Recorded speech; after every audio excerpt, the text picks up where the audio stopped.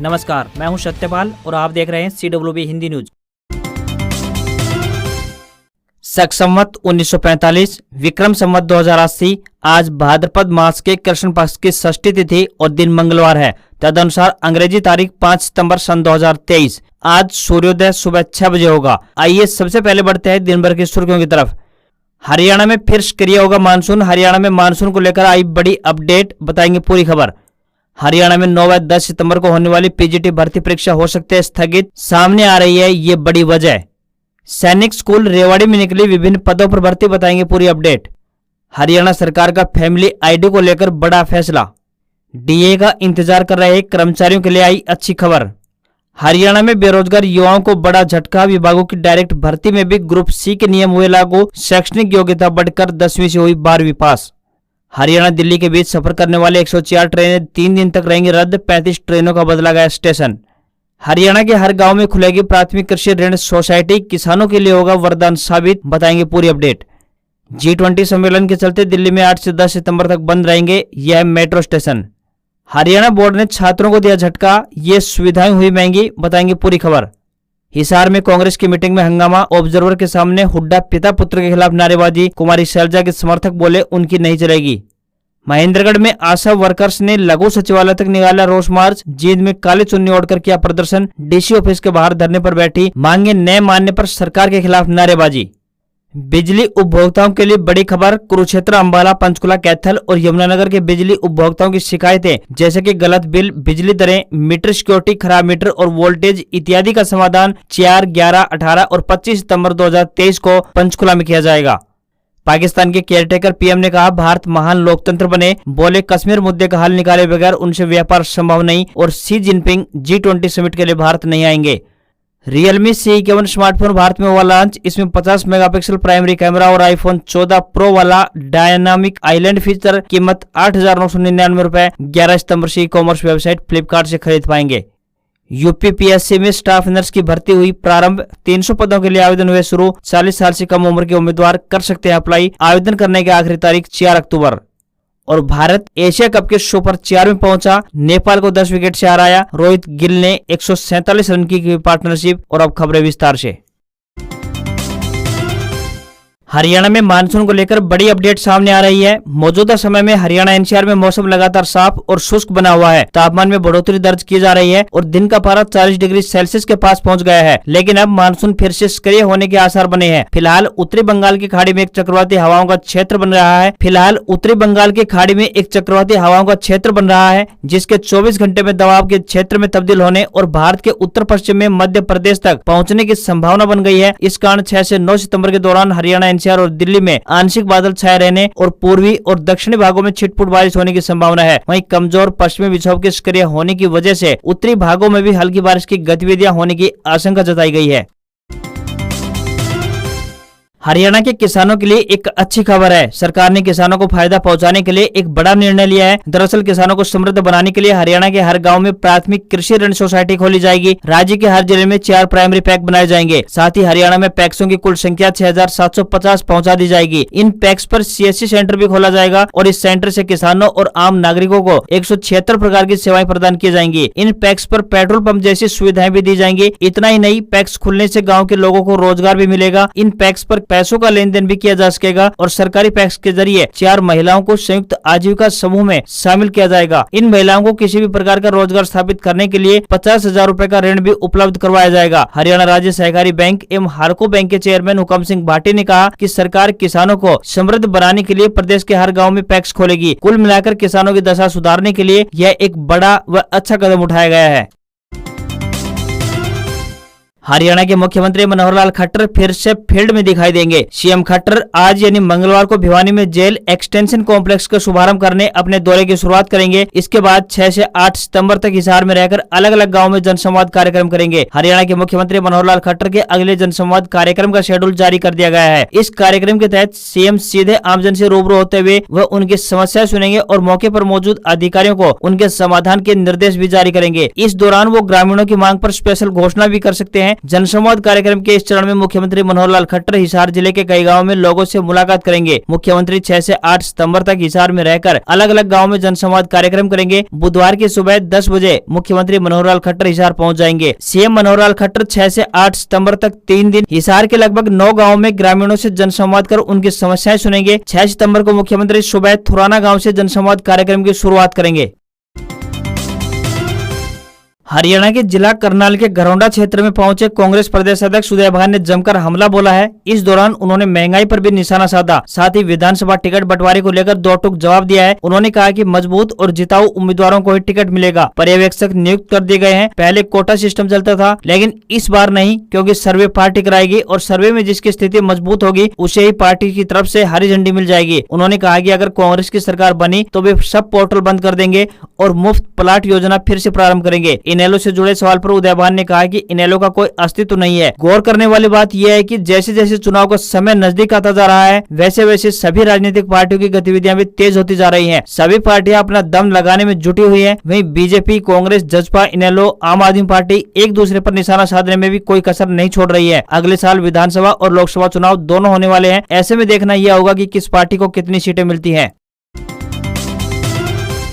रेवाड़ी सैनिक स्कूल की तरफ से विभिन्न पदों पर भर्ती के लिए आवेदन मांगे गए हैं। जो भी उम्मीदवार इन पदों के लिए इच्छुक हैं वे अपने आवेदन ऑफलाइन माध्यम से भेज सकते हैं। आपको बता दें कि ये भर्तियां कॉन्ट्रैक्ट आधार पर की जाएंगी। जो भी उम्मीदवार इन पदों के लिए इच्छुक है वह भारतीय डाक के माध्यम से अपने आवेदन भेज सकते हैं। आवेदन करने की अंतिम तिथि 22 सितंबर 2023 तय की गई है। लोअर डिवीजन क्लर्क के पदों पर आवेदन भेजने वाले उम्मीदवार 10वीं पास होनी चाहिए तथा अंग्रेजी टाइप में 40 शब्द प्रति मिनट की गति व कंप्यूटर का ज्ञान होना चाहिए। वहीं पीटीआई कम ट्रेनर महिला उम्मीदवार 10वीं पास होनी चाहिए तथा उन्हें अंग्रेजी में बात करना आना चाहिए। साथ ही शारीरिक शिक्षा में स्नातक डिग्री को वरीयता दी जाएगी। वहीं नर्सिंग सिस्टर यानी महिला उम्मीदवार के पास नर्सिंग में डिप्लोमा या डिग्री तथा 5 साल का कार्य अनुभव अथवा मेडिकल सहायक भूतपूर्व सैनिक होने चाहिए। काउंसलर आवेदक मान्यता प्राप्त संस्थान से मनोविज्ञान में स्नातक या स्नातकोत्तर होनी चाहिए। टीजीटी सोशल स्टडीज आवेदक इतिहास, भूगोल, अर्थशास्त्र तथा राजनीतिक शास्त्र में से किन्हीं 2 विषयों जिनमें से एक विषय इतिहास या भूगोल हो में से स्नातक होने चाहिए तथा सीटेट यानी स्टेट टेस्ट होनी चाहिए। वहीं टीजीटी संस्कृत पद के आवेदक संस्कृत इलेक्टिव सहित 50% से स्नातक पास तथा बीएड व सीटेट या स्टेट टेस्ट होने चाहिए। वहीं मैच मैनेजर आवेदक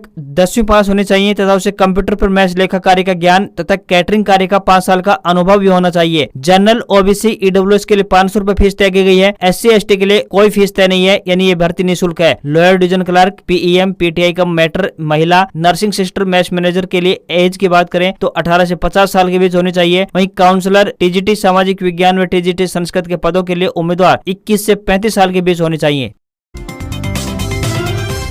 डीए का इंतजार कर रहे कर्मचारियों के लिए अच्छी खबर है, क्योंकि सरकार अपने 1 करोड़ से ज्यादा कर्मचारियों और पेंशन भोगियों को महंगाई भत्ता देने जा रही है। उम्मीद है कि दूसरी छमाही के लिए डीए 3% से बढ़कर 45% पहुंच जाएगा। डीए बढ़ोतरी 1 जुलाई 2023 से प्रभावी होगी। फिलहाल 1 करोड़ से ज्यादा केंद्र सरकार के कर्मचारियों और पेंशन भोगियों को 42% महंगाई भत्ता मिल रहा है। डीए में आखिरी संशोधन की बात करें तो 24 मार्च 2023 को किया गया था और यह 1 जनवरी 2023 से प्रभावी हुआ था। आपकी जानकारी के लिए बता दिया जाए कि हाल ही में रक्षा मंत्रालय ने एक नोटिफिकेशन में प्रमोशन के लिए योग्यता के बारे में भी जानकारी दी है। लेवल 1 से 2 के लिए 3 साल का अनुभव, लेवल 2 से 4 के लिए 3 से 8 साल का अनुभव जरूरी है। इसी प्रकार 1 वर्ष से 12 वर्ष तक के अनुभव वाले लेवल 17 तक के कर्मचारियों को पदोन्नति का प्रावधान है।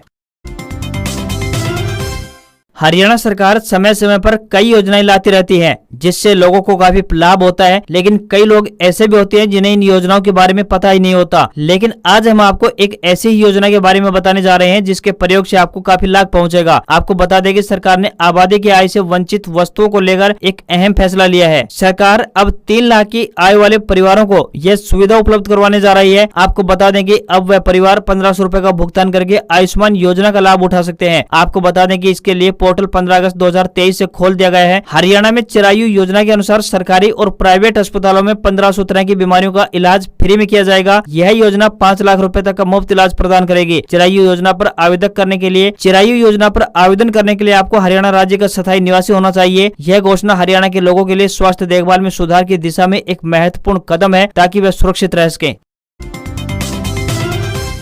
हरियाणा सरकार ने सरकारी नौकरी की तलाश कर रहे युवाओं को बड़ा झटका दिया है। सरकार ने अब विभागों की डायरेक्ट भर्ती में भी ग्रुप सी के लिए बनाए गए नियमों को लागू कर दिया है, जिसमें ग्रुप सी या फिर 3rd ग्रेड पोस्ट के लिए शैक्षणिक योग्यता 12वीं पास कर दी गई है। सरकार ने लोक निर्माण विभाग यानी भवन एवं सड़कें, PWD, पावर और रेवेन्यू डिपार्टमेंट में 3rd ग्रेड के पदों पर भर्ती में इसे लागू करने को कहा गया है। इन विभागों की भर्ती में उम्मीदवार के लिए संबंधित पदों पर अब 12वीं के साथ ही 10वीं में एक विषय ड्राइंग या फिर अनुरेखक कार्य का अनुभव होना चाहिए। अब सरकार की ओर से उन सभी विभागों को सेवा नियमों में बदलाव करने को भी कहा गया है, जहां 3rd ग्रेड जॉब के लिए न्यूनतम शैक्षणिक योग्यता 10वीं पास है। साथ ही मानव संसाधन विभाग की ओर से 4th श्रेणी की नौकरियों के लिए शैक्षणिक योग्यता 8वीं से बढ़ाकर 10वीं करने के आदेश जारी किए जा चुके हैं।